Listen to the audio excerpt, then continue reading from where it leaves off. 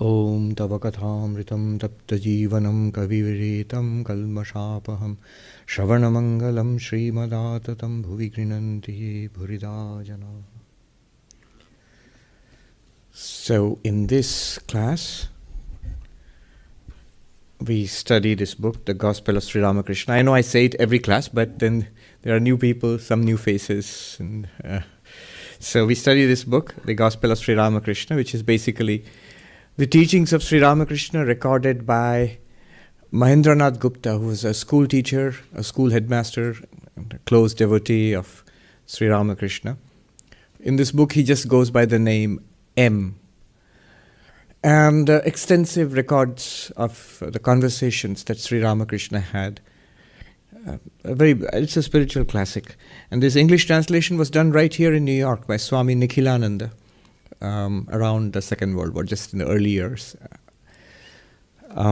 So we are on page 200 in my book, dated 8th April, it's a Sunday, April 8, 1883. And as always, I'll read from the book, and then you can always ask questions, comment. All right, Sunday, April 8, 1883. Last time, if you remember, I read out a passage in Bengali, which is a part of the original Kathamrita, which Swami Nikhilananda omitted, did not translate it. I mean, it's not part of the proceedings of the day, but it's just a very beautiful, kind of sublime introduction to the day given by M. Where he says, "Come, brother, let us go to that God-intoxicated holy man of Dakshineshwar who lives on the bank of the Ganga." Always the name of the mother. For Sri Ramakrishna, God was mother. The name of the mother is always on his lips. His ecstasies immersed in God consciousness are unique, and so on. A very beautiful description. But that description is left out. And after that one paragraph, M writes that it was Sunday, and so that's where Nikhilananda begins. It's Sunday. It was Sunday morning. The master, looking like a boy, was seated in his room, and near him was another boy, his beloved disciple Rakhal. M entered and saluted the master. So the master here always is Sri Ramakrishna. Ramlal was also in the room, and Kishori, Manilal Mandlik, and several other devotees gathered by and by. So being a Sunday, you would have many household devotees who on other days of the week they had jobs, but on Saturdays and Sundays they would come to see Sri Ramakrishna. So by and by, many other devotees gathered. Manilal Mandlik, a businessman, had recently been to Benares, where he owned a bungalow. So Benares, the famous holy and ancient city of the Hindus. Master, so you've been to Benares. Did you see any holy men there? Manilal, yes sir, I paid my respects to Trailanga Swami, Bhaskarananda and others. Master, tell us something about them. Manilal, Trailanga Swami is living in the same temple where he lived before, on the Manikarnika Ghat, near the Beni Madhav minaret. People say he was formerly in a more exalted spiritual state. He could perform many miracles. Now he has lost much of that power. Master, that is the criticism of worldly people. Manilal, Trailanga Swami keeps a strict vow of silence. Unlike him, Bhaskarananda is friendly with all. Master, did you have any conversation with Bhaskarananda? Manilal, yes sir, we had a long talk. Among other things, we discussed the problem of good and evil.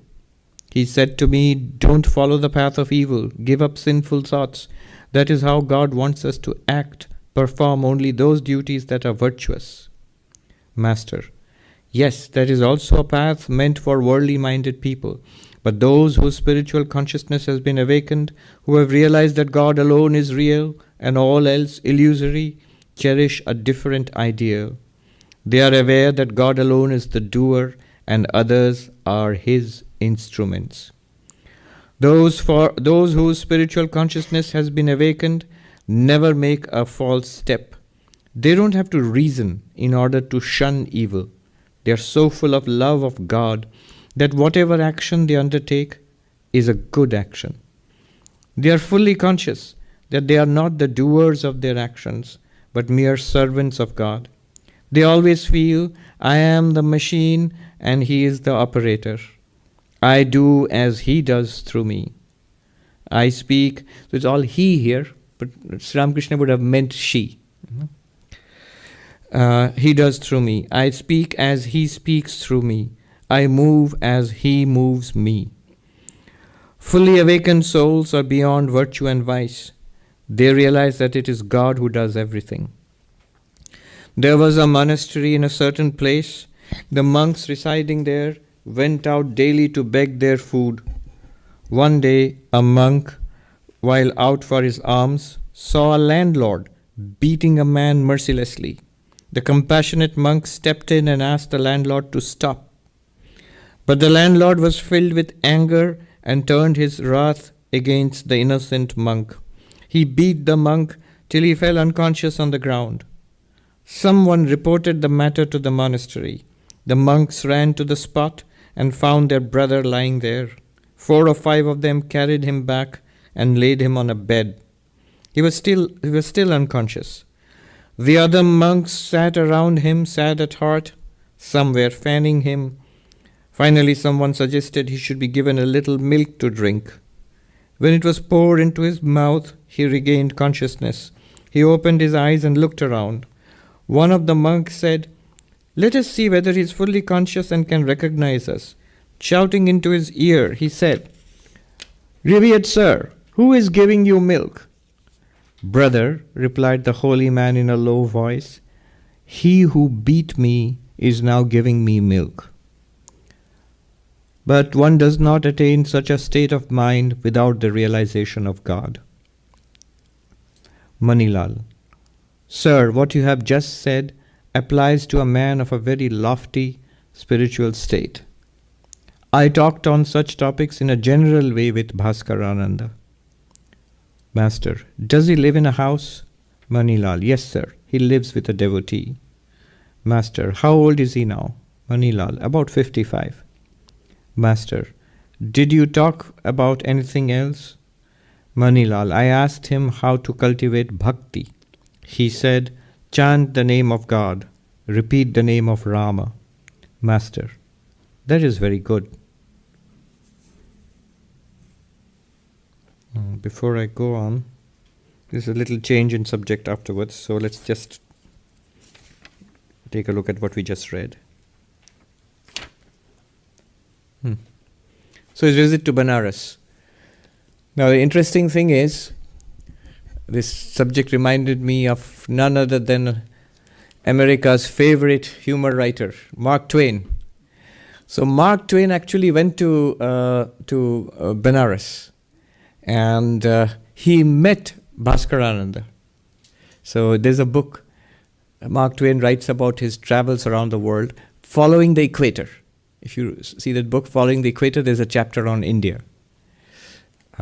He writes very eloquently on India there. He was full of amazement. And he writes there, India, which is the place that all around, everybody around the world wants to see, and having seen even a glimpse, would not trade that for all the shows of the rest of the world. And he, of course, he gives a very Orientalist picture of India as elephants and snake charmers and fabulous wealth, and he says his words, fabulous wealth and fabulous poverty, and so on and so forth.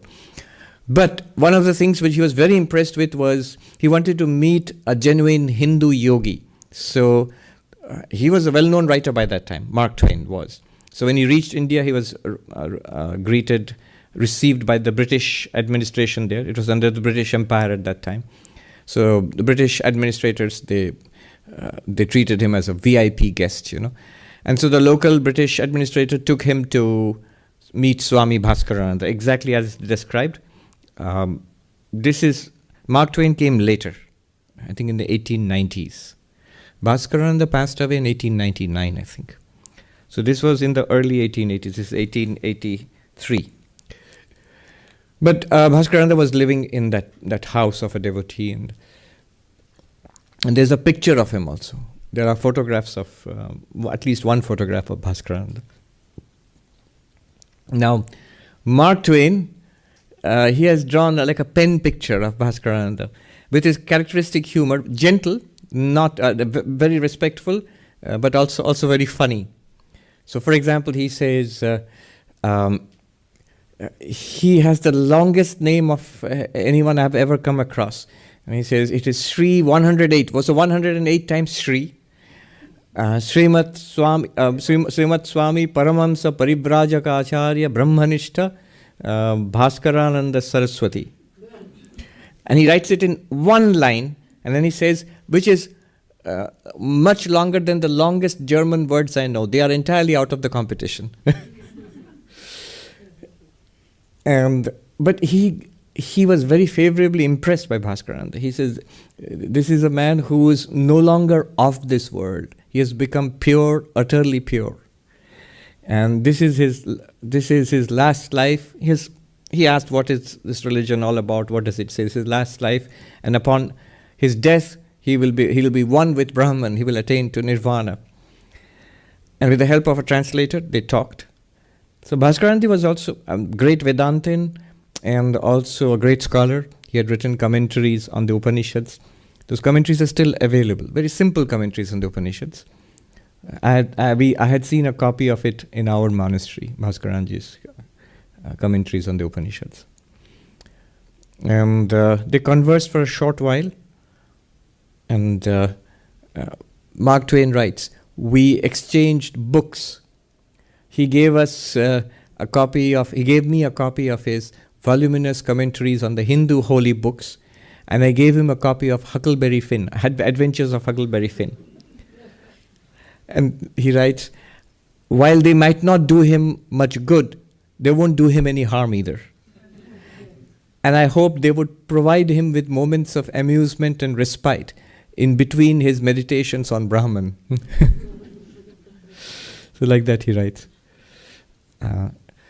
But he was favorably impressed, because later on, at least a couple of times, he talks about the illusoriness of the world and the reality of the spiritual realities and so on. Sri Ramakrishna, he asked, so did you see any holy men there? And he said, Manilal said, I met Swami Bhaskarananda and Trailanga Swami. And Sri Ramakrishna says, so what did you say to them? He doesn't say here that he actually has met both of them. When Sri Ramakrishna went on a pilgrimage to Benares, so he definitely did meet Swami Trailanga Swami. Trailanga Swami is one of the most well-known yogis of the modern period. He is especially well known for having lived 280 years. More or less, it is more or less verified, because he lived most of that time in Benares. So it was verified by local people and by the British administration there. So they more or less, at least over 100 years he was there. And so Trailanga Swami, many people in India did know about him. There are endless stories and legends about him. Sri Ramakrishna's interaction. Well, Trailanga Swami, of course, he was from Andhra Pradesh, and the place, now it is known as Telangana. So the name became like that, Telang Swami, and then Trailanga Swami. He was a great yogi. Sri Ramakrishna said it is Shachal Vishwanath, like Shiva, but in a moving human form. So God in a moving human form is walking around on the bank of the river in Kashi, in Vishwanath, in Benares. Many interesting stories, especially what he mentions here. People say he had a great spiritual power earlier. He could perform many miracles. Now that power has gone, he has lost most of the power. And Sri Ramakrishna didn't like that kind of talk. He said only worldly people criticize that way. But yes, one of the claims to fame is that He is supposed to have had many miraculous powers. Sri Ramakrishna himself testified to this much, that he would lie relaxed on the sand on the bank of the Ganga in Benares, and Benares in the summer becomes very hot, and the sand especially becomes it'll scald your feet if you walk barefoot on it, let alone lie. And Trailanga Swami was always naked, almost always. So he would lie relaxed on that terribly hot sand and quite happily. It didn't seem to bother him at all. And sometimes he would float on the river, up and down. People would see him floating up and down the river.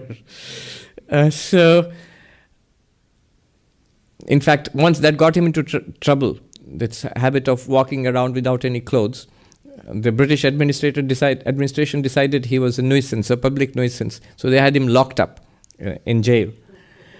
And then they suddenly saw him walking on the roof of the jail, as nude as ever. And they rushed into the cell, that they found he wasn't there. They rushed back to the cell and they found he was there too. So all these stories are there about him.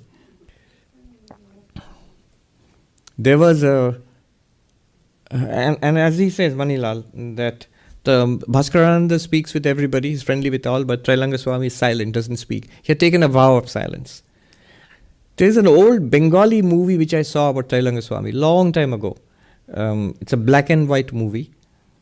And there is this, he tells one of the devotees in Benares where he lived that henceforth I will not give any instructions, I will not give any talks. And they said, but what about us? How will we learn? And he says, I've given enough talks. So he had given talks for more than 100 years. That's a lot of talks. He said, now I'm going to keep quiet. And for the rest of his life, he kept quiet. When Sri Ramakrishna went to Benares, and he did go to meet Trailanga Swami, they had an interesting conversation. One-sided, of course, because Trailanga Swami did not speak. So Sri Ramakrishna asked him, is it two or one, the ultimate reality? Is there a difference between you and that ultimate reality, dualism, or is it all one reality? Two or one? And Trailanga Swami said means he just showed, it's one. And that thing is depicted, if you go to the little room where Trailanga Swami lived his last years, it's still there, that room has been preserved. And there is a painting. It looks like a photograph. It's black and white, but it's not a photograph. It's a painting of Sri Ramakrishna sitting next to Trailanga Swami. Trailanga Swami, by the way, was a huge man, a giant of a man. So Sri Ramakrishna looking quite small, sitting next to him and asking two, and Trailanga Swami is saying one. And I'm saying means just showing this, and that's the picture. Sri Ramakrishna had a very high opinion of Trailanga Swami, that he is here on this earth to demonstrate what true spirituality is. Shiva is showering grace on this world through Trailanga Swami and so on. So that was Trailanga Swami. There is a humorous footnote to this. There's two or one. When I was a monastic novice in our ashram in Deoghar, so when you have your night food, you sit in these wooden benches, and those who would serve the food, they would drive past with these trolleys with big, what is a cauldron? Handa is big buckets of dal and chapati and so on. And I was explaining to a friend, another brother monk of mine, the story of Trailanga Swami and Sri Ramakrishna. Sri Ramakrishna did two, and Trailanga Swami did one. And unfortunately for me, right at that moment, the chapati was going past. And I was showing one like this, so the man gave me one chapati, and by the time I could say, no, but I want two, it's too late, he's gone. So that happened. True story, by the way. And Mark Twain came, and I don't know if he didn't meet Trailanga Swami, but he met Bhaskarananda. So that's there, it's recorded.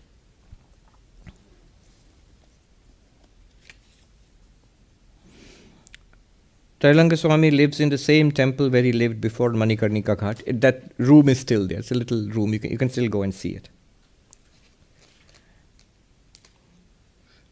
People say that he doesn't perform those miracles anymore, so his power has gone down. And Sri Ramakrishna said that's the talk of criticism of worldly people. There's another funny story about him, about a skeptic who came to test Trailanga Swami. It's a famous case there. He bought a small bucket of, it was lime actually, mixed with water. And he said, it's milk for you. He entreated him, Swami, would you take it? And the Swami chugged the whole thing down. And he was entirely unaffected. While that man fell down in front of him screaming with a terrible stomach ache. And then the Swami gave a talk about how karma works.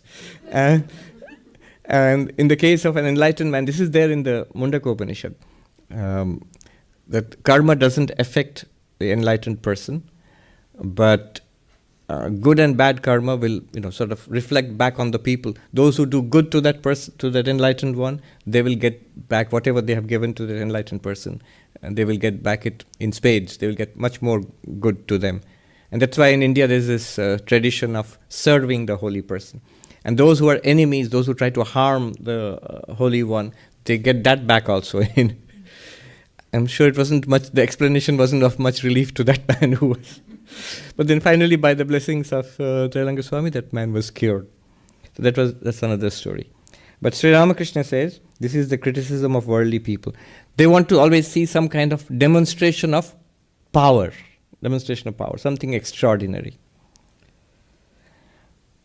Manilal says, Trailanga Swami keeps a strict vow of silence. Unlike him, Bhaskarananda is friendly with all.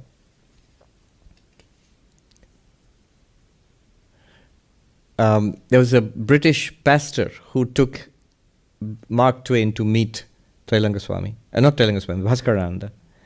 And Mark Twain writes, Reverend Parker, I think.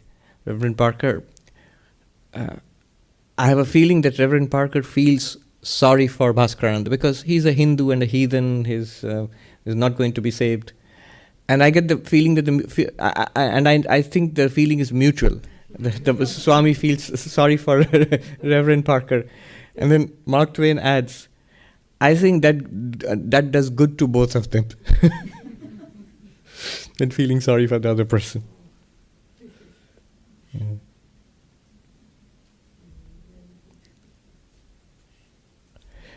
And Mark Twain adds something interesting. He says, the reverence that I felt for him, this is genuine reverence, because he says that to feel reverence for our flag and our country and our religion is as natural, these are his words, as natural as our breathing. We cannot help it. But to feel it for another man's beliefs and religion which you do not believe in, and yet this evokes the response of reverence to you, this is true reverence. This is you genuinely you have noticed something in that other person which calls out that reverence.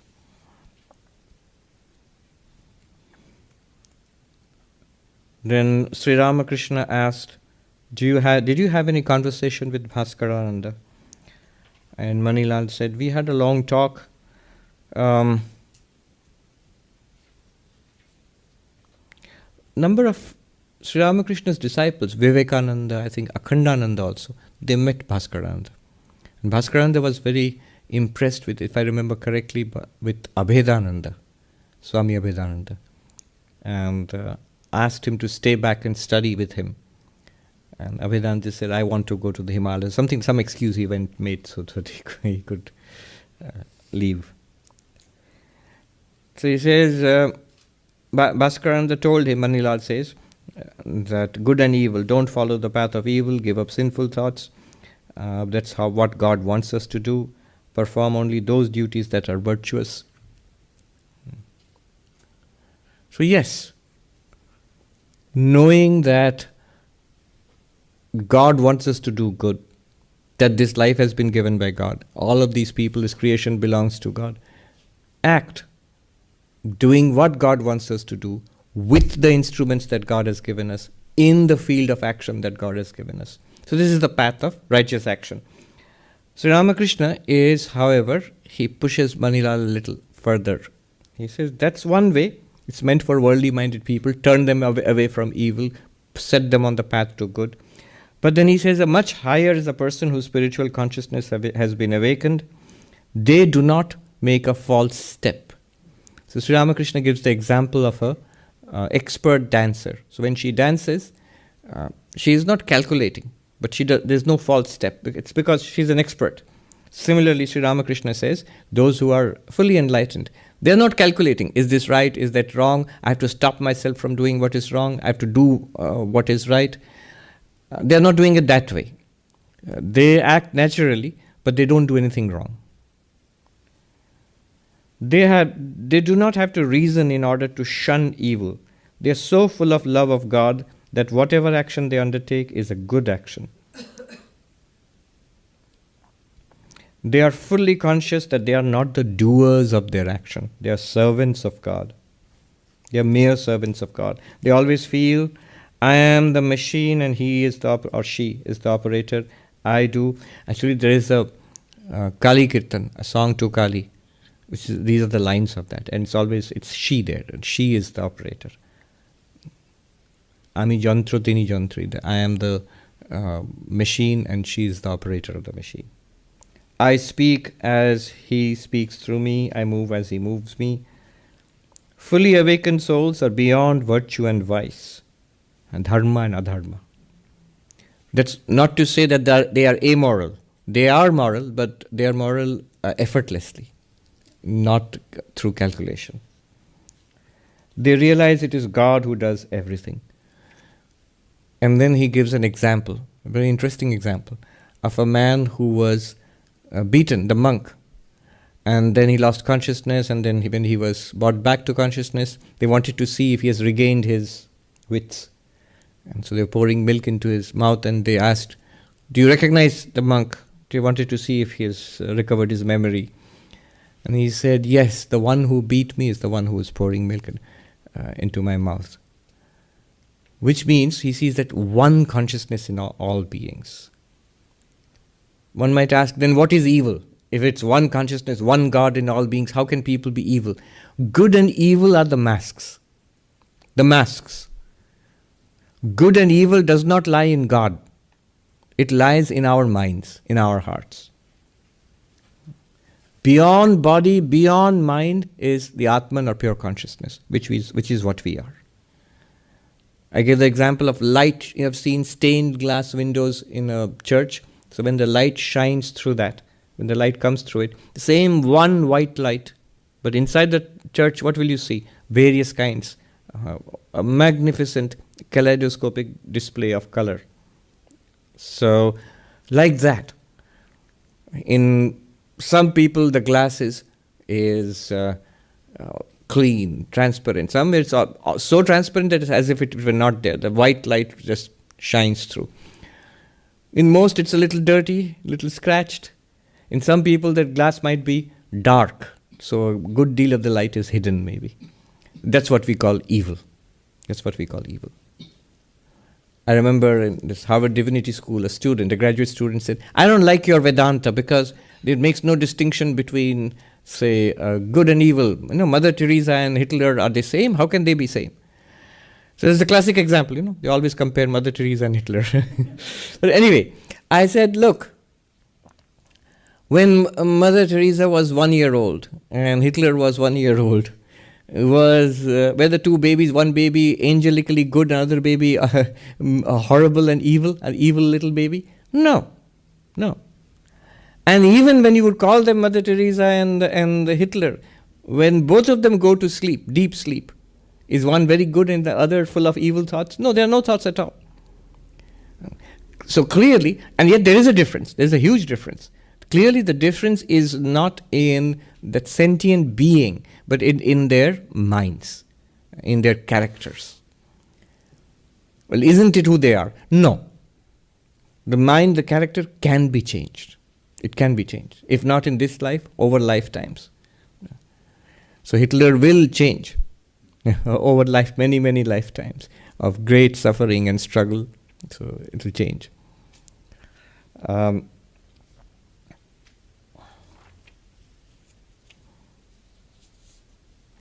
When we have that experience or knowledge, or realization, But literally, it is the same reality.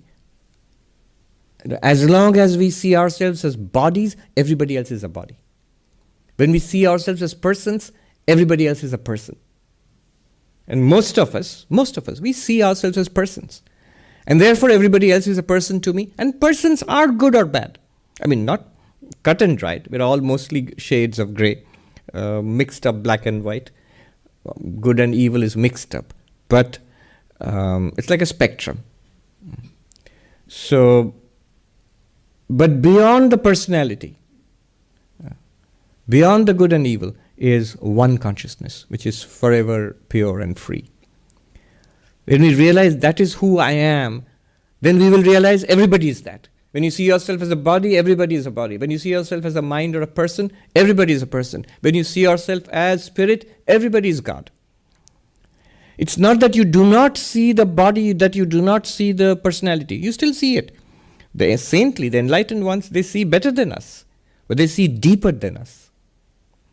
They see ourselves as we truly are. We think that might be escapist. I have seen some, when I was a novice, I have seen one thing common about many, many senior monks I have seen, the truly holy. One thing common to many of them is their inordinate tendency to see the good in everybody. In everybody and in everything. Now, at first, it struck me as kind of escapist, but this problem is there. Why are you not looking at the problem? Why are you only seeing the good? But for them, the problem, it's not that they don't see it. They see it as very small. They see it as not authentic to that person.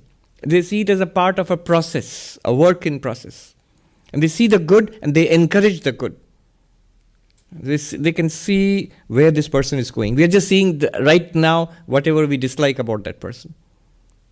That person is spirit, is pure consciousness, manifesting more and more of its true nature. The lesser the manifestation, the more we think the person is not good, evil, awful. The more the manifestation, we think the person is saintly, a good person, and then a saintly person. Yes. Yes, that's true. That's why the first thing about God, or ourselves also, is that ultimate reality is beyond good and evil. The real thing about God is beyond good and evil. And the thing about you and I and everybody else, the worst of persons and the most saintly of persons, is we are all beyond good and evil, in reality. Now, until we are enlightened, as long as we are on our spiritual journey, good and evil is a very important question to us. The more there is a component of evil, the more worldly we are, the more stuck we are in samsara, the more damage we do out to ourselves and to others around us. The more good we try to be, the faster our spiritual evolution, and the more good that we do to ourselves and to those around us. So good and evil is a very important part of our spiritual evolution. As we evolve, he says, Sri Ramakrishna says, you don't have to struggle anymore. Good becomes your natural state. The conditioning is entirely positive. And so what you do effortlessly is good. That's what we call a saint. That's what we call a saintly person. That story is there about that meditator who complained to his master that he was being disturbed by evil, sinful thoughts. And his master said, look, do it this way. Keep a bowl of black pebbles and keep a bowl of white pebbles and an empty bowl. Whenever a disturbing, impure thought comes, pick up a black pebble and put it in that empty bowl. Whenever the kind of thought you want to entertain, a pure, noble thought comes, you take up a white pebble and put it there. So initially he did that. Initially his meditation sessions would end with the bowl mostly being full of black pebbles, dark pebbles. But over time, the more translucent, purer, the white pebbles became more and more in the bowl. And so, but that just shows our conditioning changes over time as we make an effort.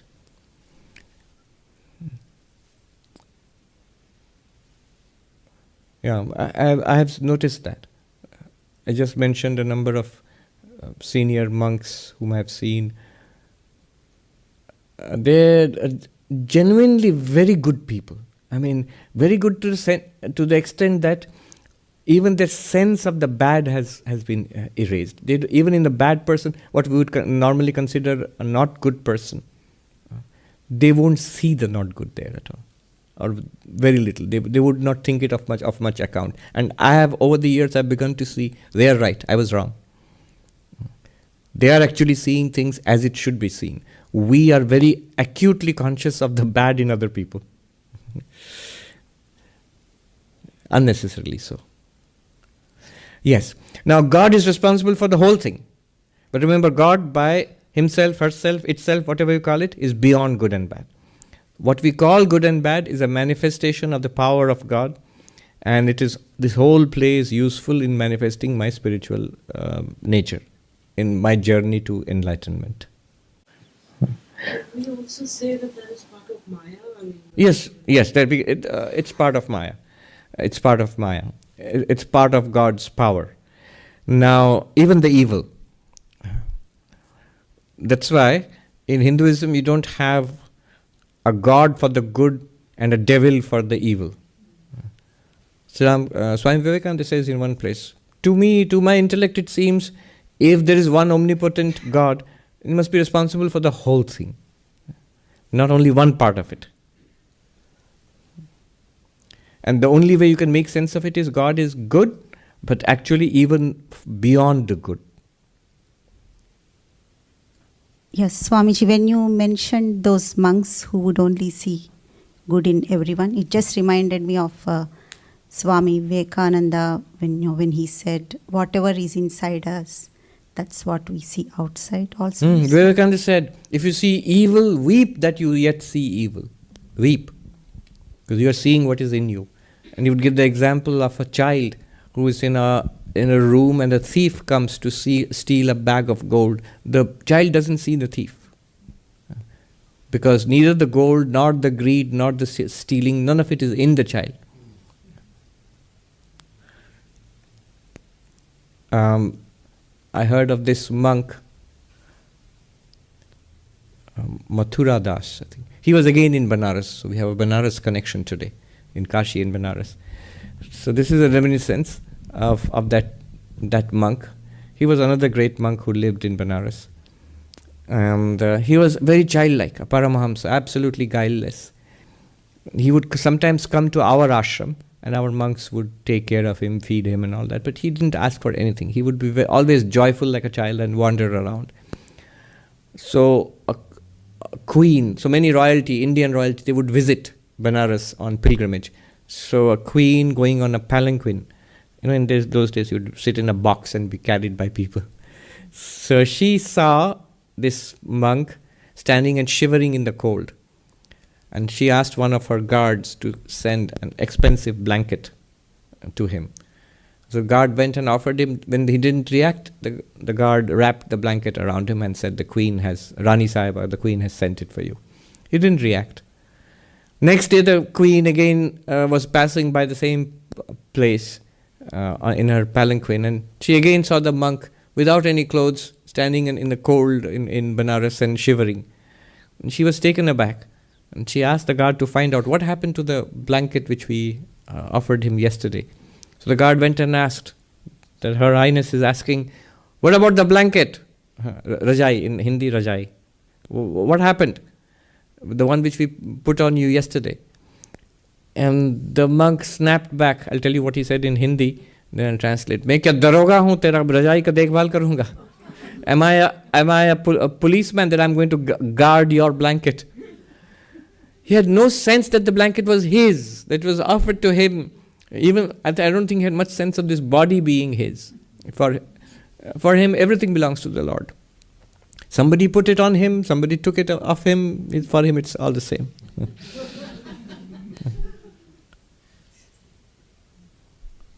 Yes. Somebody else had raised a hand there. My question was, why is it that you said that as time went by, you feel like their view is correct and your view was not, like, especially... Yes, because for me, I used to see the disturbing monks as disturbing monks, the good monks as good monks, people to be emulated. And the annoying one says, annoying. Yes, there are annoying monks also. But I saw the senior monks did not see it that way at all. I know this one monk, a friend of mine. He was my roommate, and we sort of were the same level of seniority.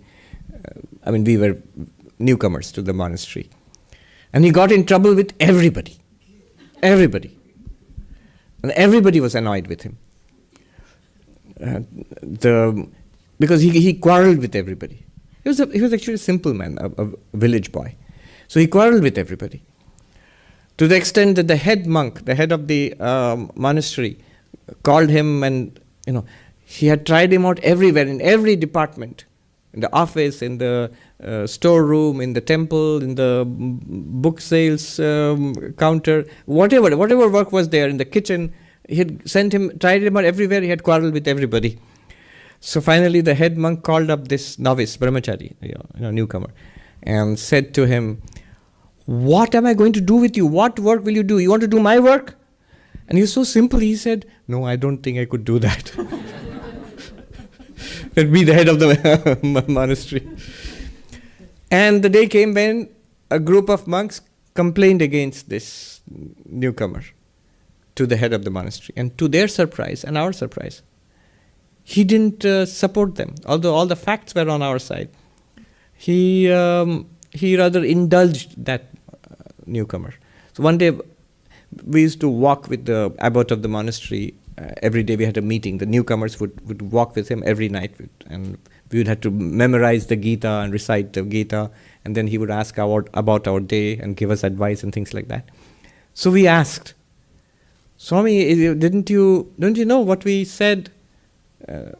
It was the truth, and that person is a troublemaker." But what he said to us, it really opened my eyes. He said, "Look, I am the head of this monastery. Everybody here is against him. If I too turn against him, where will he go? Where will he go? Who will be his refuge?" So the idea being that you are come to be monk, so yeah, he's troublesome. Put up with him. It's a spiritual practice for you. Like that. So many others. Now I really see over time, criticism, quarreling, even scolding normally does not help. It just wounds the feelings of others. If you really are a well-wisher, first love the person, wish the best for that person, and then try to give that person, this is Vivekananda's words, try to give that person an upward push. Or if you cannot, stand aside and bow down and pray for that person. Do not criticize. It only damages and hurts things. I have any number of stories of that troublesome monk. He was a legend in his time. And the way he dealt with the senior monk, the head of the ashram, dealt with him was very interesting. Once, there was that troublesome novice, the newcomer, had been put in charge of the library. So that was one of the departments he looked after for a short while. So the rule in the library was you take off your sandals before you enter the library. Now we had a very senior monk in the ashram, Swami Pavanananda, disciple of Swami Shivananda, senior most monk. In that monastery, when I joined, this senior monk was in his late 80s. Very saintly man, highly spiritually evolved. He was an Irishman. He had become a monk in the 1920s. And I saw him in the 1990s, I think. Yeah. So, but he still had some of his, British or Irish habits. So he always wore shoes. So when he walked into the library, he walked in with shoes. And this youngster, who's the junior most, and this is the senior most monk of the whole ashram, he asked him to go out and take off your shoes. Because it's the rule. And the senior monk didn't say anything. He just smiled. And then this was reported back to the head of the monastery. So my friend was hauled up, and my friend said, "It's the rule. Everybody has to take off their shoes." And the senior monk said to the head of the monastery, he said to this newcomer, he said, "Yes, it's the rule, and it's for everybody, including me. But Swami Pavanananda, Shambhu Maharaj, will do exactly as he will do. If you cannot get along with it, you can leave. The gate is open for you." And of course, this monk, he backed down and he said, "Oh, I'm sorry." Yeah, you should know to enforce the rules and also to make exceptions where necessary. There are some who are truly beyond. Exceptions prove the rule. Anyway, I could spend the whole day telling you stories of funny stories. Yes, the gentleman there, and then we'll come here. Not really a question, but a reflection maybe. With evil and good, it seems that evil delivers suffering. Yes. But it's often, and for most of us maybe, it's suffering that delivers us from bondage. Yes, unfortunately, that's true of most of us. We learn more from suffering and much faster from suffering than from pleasure or a pleasant life. In a pleasant life, we don't seem to progress. It's under pressure that we seem to progress. Pranam Swamiji. About good and evil, the good and evil tendencies that you have within yourself, the evil generally bubbles up in the form of an instinctive reaction to what happens in the world. And by the time I realized that it was not the proper way to react, the damage is done. Yes. And what remains is guilt after that. So how do you deal with those It's good reactions? that guilt remains, because it's a red flag, a warning to us. It makes us suffer. And because it makes us suffer, we are more careful next time. That's the slow, hard way of changing ourselves. That's exactly what was Bhaskarananda's advice to Manilal. That try not to do evil. Try to do good. This is what God wants of you. And it's a struggle for us. What happens is, it's there in the Patanjali Yoga Sutras. There's a commentary on the Patanjali Yoga Sutras called the Vyasa Bhashya, commentary by Vyasa. And there is a very ancient verse which is quoted there. Evam vritti samskara chakram aharnisham avartate. This wheel of mental modifications, vrittis, and conditionings of the mind, this wheel rotates continuously. What happens is, these conditionings are there in our subconscious. We are not aware of it directly. The world throws like a hook into your mind. And that hooks onto something inside. We react with anger or passion or irritation. It flashes out from us. So where does this come from? Samskara. Samskara means past conditioning. How has it come? Many lifetimes. Or in this lifetime itself. It's conditioning, basically. And it comes out in the form of what is called a vritti. Vritti is mental modification. So like a flash of anger. Any kind of thought, any kind of feeling is a vritti. Something that the mind goes through, mental modification. Now, normally what happens is, as our conditioning, so our vritti. As you said, it's a default setting. It comes out. However, here's the interesting thing. As the samskara becomes a vritti, as it turns into a conscious, deliberate feeling or a thought in the mind, there's a moment when it is very weak, and we can deliberately replace it with the kind of thoughts which we want. At first it will be difficult. At first it comes out as a hot flash of anger or depression or disappointment. Usually feelings are difficult to control. But over time we will see, when it's in a very, like a seedling form, we can replace it. We can replace anger with peace, greed with contentment. We can do it. The Buddha says in the Dhammapada, the original Pali, I still remember, we used to chant it sometimes during our training, all the young monks. It goes like this. Akko dhena jine kodham. By non-anger, overcome anger. You might say that's a no-brainer. That's very simple. But it's simple, but it's difficult to do. It's a very simple instruction. Overcome greed by contentment. Overcome anger by non-anger. Overcome hatred by goodwill. To replace those feelings. That is skillful means. That is in the Patanjali Yoga Sutras. It's there. So that's difficult, but it'll work. Then what will happen is, over time, so whatever vrittis you entertain, allow to be on the surface of your mind. And especially if you go forward and you speak it, or even worse, act according to it. If we act it out, if we speak it, it strengthens that vritti. And then it disappears after some time, but it doesn't disappear. It goes back and leaves a mark in our subconscious. And over time, these marks become grooves, pathways. Nowadays, neuroscience is saying these are actual pathways in the brain. Actually, our brain is changing by repeated indulgences of emotions, feelings, activities. These are actually physically changing the brain pathways. And once those pathways change and they are formed, then the vrittis become even more powerful. They're very difficult to stop. That's why addictions are so difficult to come out of.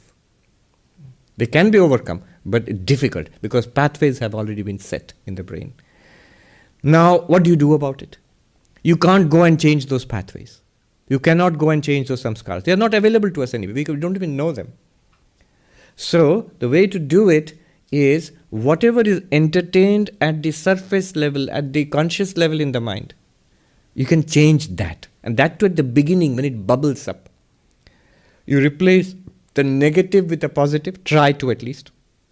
Hold on to the positive, think it, feel it, speak it, do it. Speaking and doing are very powerful. Speak it, do it. Then what will happen is that vritti will also disappear. It will go back and it will accumulate there. It will change.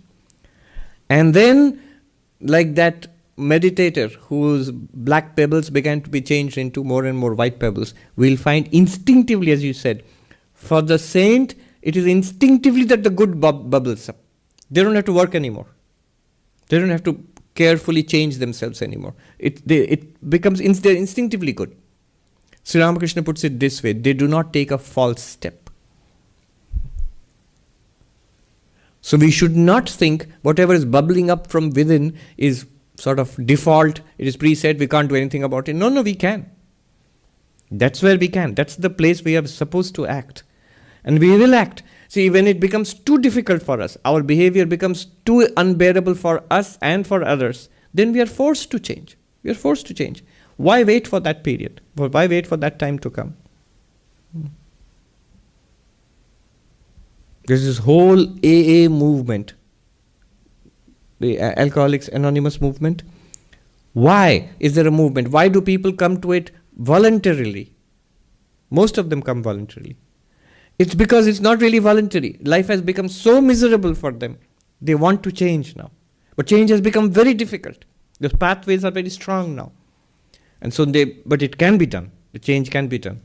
I was reminded of AA because there's a connection with Vedanta. Bill Wilson, who founded the AA, he spent several months in our Vedanta ashram in Trabuco, Vedanta monastery in Orange County in California, which is part of the Hollywood the Vedanta Society there, in the time of Swami Prabhavanandaji. There's a book. It's called Free Spirits. So there, I think, that's what it's called. Bill Wilson, how he founded the AA. So one chapter is about him spending the time there and learning. He was studying different spiritual traditions and integrating the wisdom of that. I think something called 12th step or 14th step or something like that. There's one spiritual step at the end. So that is changing. And once it changes, then it becomes instinctive.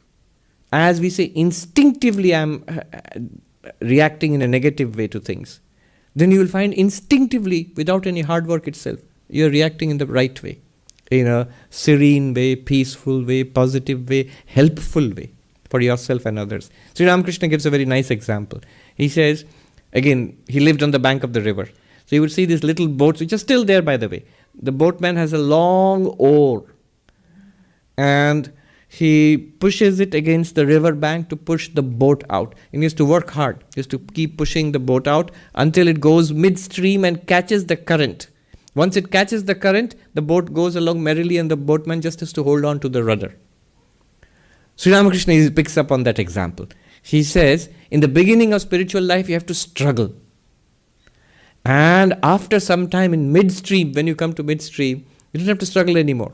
He says, you like the boatman. He gives a graphic description of the boatman sitting on the boat, holding on to the rudder with one hand and smoking a hubble bubble, the pipe on with the other, and the boat sailing along merrily.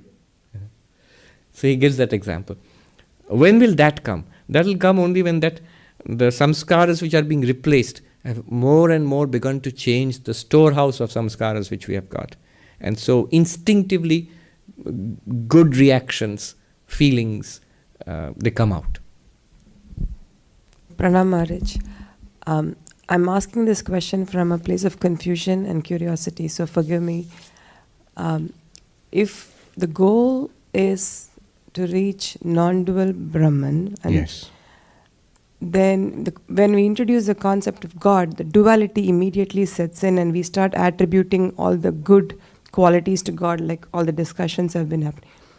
So is the idea of God, and forgive me for saying this, is like a training wheel or something until you get to that stage, or is that, how is God relevant in the life of an enlightened person, or has they gone beyond because they've seen yes. Now, when you say the goal is to realize the non-dual Brahman, that's true, but you're speaking as a non-dualist, as an Advaitin. And that's not the only path. When Sri Ramakrishna, in the Gospel of Sri Ramakrishna, you'll find spiritual seekers of various paths. Some are Vaishnavas devoted to Krishna, some are Shaktas, like Sri Ramakrishna himself devoted to Kali. Sometimes Christians come to him, Muslims come to him, Sikhs come to him, the Brahmos who were a reform movement in 19th century Hinduism, they come to him. So a variety of religious approaches. Now, for a non-dualist, an Advaitin, some Advaitins can even dismiss with the concept of God altogether, with the God aspect of it altogether. Self-realization, that's it, done. However, most of classical Advaita Vedanta does not dismiss with the concept of God. You will see in the Gita, in the Upanishads, in Shankara's commentaries, God as Saguna Brahman. Brahman, the absolute reality with certain qualities, attributes. That's what we call God.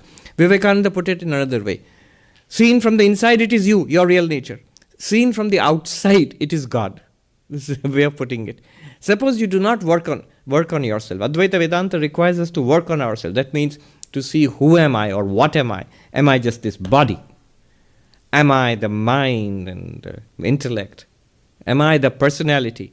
Or I am the pure subject, non-objective subject, pure consciousness to which the entire world, universe, body, mind are all appearing. So that process, if you go through, you will reach the non-dual Brahman. You will reach means you are it, you will realize that. So the whole process is a process from ignorance about your real nature to realization of your real nature. But suppose someone doesn't want to do any of that. Suppose someone just wants to say, I am Sarvapriyananda, tell me about God, I will be devoted to God. I will believe in God and worship God and adore God. Now, that person has a dualistic approach. Is that wrong? No, it's not at all wrong. Will it work? Yes. Will it lead him or her to enlightenment? Yes. Sri Ramakrishna is a living demonstration of that. He started up by worshipping Kali. And he realized the Nirguna Brahman, that I am Brahman, it is all one limitless existence, consciousness, bliss. And then again he worships Kali also. So Yes. what would be the reason or the desire to worship Kali post-enlightenment? Yes. So post-enlightenment, what's your name? I'm Sumita. Sumita. So post-enlightenment, in enlightenment you realize, oh, I am this limitless impersonal consciousness, immortal. It is to me this consciousness that appears the mind, the personality and body, the person called Sumita, and all other persons. I am the same one consciousness in all beings. You realize this very clearly. However, after that also, the Sumita personality continues. You'll have the same body, the same thoughts and memories, and the understanding will be entirely different. And if Sumita was a devotee of Krishna earlier or Kali earlier, will still continue to give respect and worship and pray to Krishna or Kali, not for any particular personal gain. There is no person left there anymore, but for the welfare of all beings. The Bhagavatam says, those Paramahamsas who have realized their identity with the Absolute, they realize that they are Brahman, they still love and worship Hari, Vishnu. Why? A very beautiful phrase. Ittham bhuta harer gunaha. Such are the glorious qualities of Hari. Why do they love God? Even though they have nothing to gain from God. Even though they realize I and God are one reality. But still they love God and worship God. Why would they do that? It's because God is lovable. It is the most natural thing to love God. As long as this personality, Sumita personality lives, what will be the best life possible for this Sumita personality? You know that you are Brahman, you are the absolute reality. Now how do you express it in this life? One of the ways in which you express it is being full of love of God. Like a saint. Not like a saint, you would be a saint automatically. Now you might say, so is it compulsory that a non-dualist will be full of love of God? Not necessarily. Not necessarily. Some might not. Yeah. Thank you. Is it a training wheel to take you to the non-dual realization? For some non-dualists, it might be a training wheel. They might transcend that. See, every non-dualist does transcend it. In what sense? In the sense that they realize, oh, it's not God, sentient beings and universe. That's the format for everybody. We are sentient beings. There is a God, and here's this universe. Ishvara, Jagat, Jiva. Ishvara, Jiva, Jagat. Ishvara is God, Jiva is sentient beings, and Jagat is the world. And that's whatever we may say, we operate in this format. Atheist will just say, I am there and the world is there. There's no such thing as God. The one who believes in God will say, I am there, world is there, some kind of God is some power is there. But the non-dualist realizes that beyond this world, beyond God also, the God of this world, and beyond your own limited personality, there is an underlying existence consciousness place, a pure being, a pure limitless radiance. There are different ways of putting it. That alone is appearing as all three. Brahman is appearing as this world. Brahman is appearing as you. And Brahman is also appearing as the God of this world. Another way of understanding is the ocean, wave and water example. What is greater, wave or ocean? You see, ocean is much greater than the wave. True. But what is greater than the ocean and the wave? Water is. Because the existence of the wave and the existence of the ocean depends on water. It's basically water and nothing else. Wave is a tiny part, ocean is the totality, but water is the reality. Water is like Brahman, the absolute. The ocean is like God, and the wave is like individual beings. But they are all water. Then don't make the mistake of thinking, oh, so I am a wave, we are all waves, and there's all of it together is God, so I have less water than God. God has more water than me. No, not like that. There's no less and more. You are all of it. You are all of it. Now coming back to the wave identity, one might still have devotion, love, surrender to the ocean from the wave perspective, all the while knowing wave and ocean are the same water. Meister Eckhart, great Catholic mystic, German. Not Eckhart Tolle, the power of now, not the present one, but Meister Eckhart. He lived 600 years ago. He said, the ground of God and the ground of my soul are the same ground. What is that? What is the ground of God? God is the ground of the whole universe. But what is the ground of God? And he says the ground of God and the ground of your soul, what you truly are and what God truly is, one and the same thing. That is the meaning of Tattvamasi. You are that. Thank you. Pranam Nimin Maharaj. Yes. I was reflecting on what you said earlier about the nature of God, the essence of God being beyond good and evil. And yet I was juxtaposing that with the usual religious and spiritual suppositions that God is good and evil is the absence of God. And I was wondering if these are fundamentally opposing philosophies, or is there a way of reconciling this? Am I missing something? Yes, good and evil are opposites. That's one way of starting off. But in the Vedantic or Hindu way of thinking, good and evil are on a spectrum. On one side it seems totally dark, other side it seems light. But it's on the same spectrum. From evil to good to God. Yeah. If you just make a sharp division between good and evil, then the evil are condemned forever. And we would be confused as to what we are. If we are honest with ourselves, we seem to be a terrible bundle of good and evil. I have one question, Yes. and I feel a lot of ambiguity around that. I think sometime back you said that even good brings suffering. A lot of time I feel that myself, like trying to do good, it sort of, let's say if you see somebody hungry and you give this person a food, but you still feel that hunger, right? A lot of time trying to do good also brings back a lot of suffering. And sometimes it feels like maybe not doing good has a limit. It's not that big a suffering than actually trying to do good. At least that's what I felt a lot of time. I don't know. If we get some suffering in the way of doing good, you would still feel a deeper satisfaction. So all the people who run non-profits, who try to do good in various sectors of human life and society, all of them face challenges. I'm sure they face a lot of difficulty while trying to do the good they're doing, trying to feed the people, give shelter to the homeless and so on and so forth, programs in de-addiction, so on and so forth. A lot of struggle. And they are all doing it for others, and they're not doing it for themselves. So there's struggle, and so there's a kind of struggle, misery, unhappiness there. But the bigger cause is giving so much deep satisfaction, lasting satisfaction. See, it's like this. Whatever you do for your own pleasure, your own aggrandizement, wealth, comfort, it gives you a burst of pleasure, no doubt about it. But very soon you forget it, and it gives no lasting fulfillment. But the least thing that we have ever done for other people will be always a source of satisfaction for us. We'll never regret things we do for other people. That's very interesting. We should regret it, because it's your time, your energy, your money. You've given it to the others. But how is it that you don't regret it? I mean, it's done voluntarily, not in somebody who hold up and with a gun and give me your money.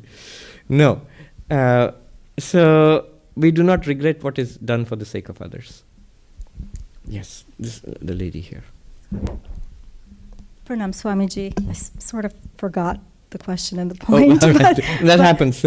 But I'm thinking back to something we read, I think it was last week, where Thakur attends a play and he says one shouldn't even act as an evil person. And so it's sort of the same idea where you're sort of repeating a thought, right? Or you were talking about method acting, I think, last week. So I thought about this last week, and I think it applies today, is that I've heard that on the same token, sometimes an actor will play a holy man, and that person's life will change. Yes. There was, I think, an actor, I think he was a family friend, actually, who had played Thakur many, many decades ago, and he later became a sadhu, we had heard. And so it's that same sort of neural pathway that you're explaining, right? That's an insight. Sri Ramakrishna says the mind is like a cloth which takes on the color of the dye which you dip it into. So there's something which you intensively immerse the mind in, it takes on that color. So you would be very wise to give the mind a good coloring. The coloring of good, the coloring of holiness.